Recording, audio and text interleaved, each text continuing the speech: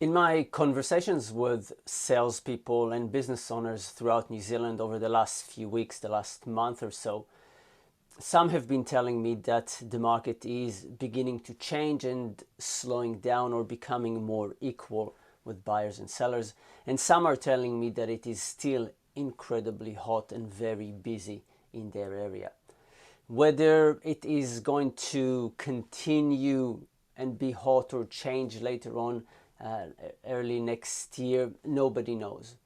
But regardless of that, here are three things to consider and get ready for in case the market cools down a little bit. So number one, if the market is changing, you cannot afford to sit and wait anymore. If you have brought a property to the market and there is no response coming in from the advertisement, things need to be changed as quickly as possible. So that means that you need to look at the text and the targeting of who are you targeting with the text. It means that you will need to maybe alter the photos that you're using, maybe change them, maybe even get completely different photography done. It means that you will need to look at the price indicators and what type of buyers you're calling into the property with those pricing indicators. So look at all of those things if you are putting a property into the market. And the first trick is really quiet. Look at those things, make changes as quickly as possible, because that will affect whether you are getting phone calls or not. The second point is not waiting for buyers anymore. In a hot market, the competition between buyers pushes them to come in, inquire and come and purchase properties. When the market cools down a little bit, buyers sit back and wait to see what's happening.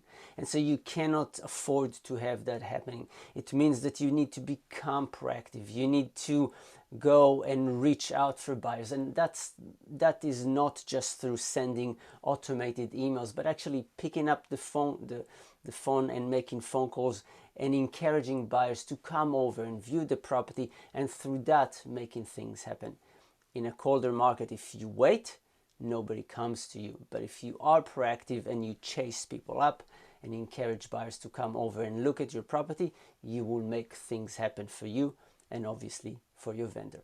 And the third point, in a more balanced market or a cold market, you need to be a good negotiator. So if over the last year and a half or so, everything that you have brought into the market sold really easily at an auction, tender, set price, or whatever method you've been using, and the competition between the buyers drove the houses to be sold, it means that your negotiation skills are probably a little bit rusty.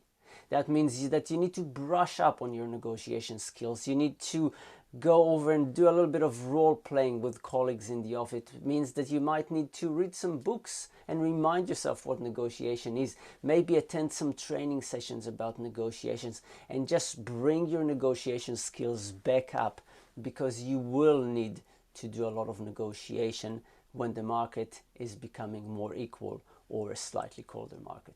So these are three things to consider in a changing market or in preparation to a market that might change or become colder.